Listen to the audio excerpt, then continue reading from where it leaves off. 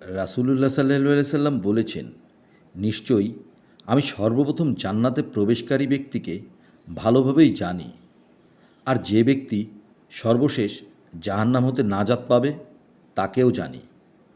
কিয়ামতের দিন এক ব্যক্তিকে আল্লাহর নিকট উপস্থিত করে বলা হবে, এর সগীরা গুনাহগুলো উপস্থাপন করো এবং কবিরা গুনাহগুলো গোপন রাখো।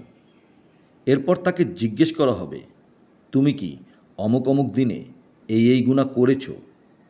তখন সেই ব্যক্তি সবগুলো স্বীকার করবে, একটিও অস্বীকার করবে না। তারপর সে তার কবিরা গুনাহগুলো সম্বন্ধে ভীত সাব্যস্ত হয়ে পড়বে। তখন ঘোষণা দেওয়া হবে, তার প্রতিটি মন্দ কাজের বিনিময়ে একটি করে নেকি লিপিবদ্ধ করো। এ কথা শুনেই সে বলবে, নিশ্চয়ই এখনও আমার অনেক গুনাহ বাকি আছে, যা আমি দেখতে পাচ্ছি না। এ কথা বলে হজরত মুহাম্মদ সাল্লাল্লাহু আলাইহি সাল্লাম মুচকি মুচকি হাসলেন, এমনকি তার সাদা দাঁতগুলো দেখা যাচ্ছিল। সামায়েলে তিরমিজি, হাদিস নং 170।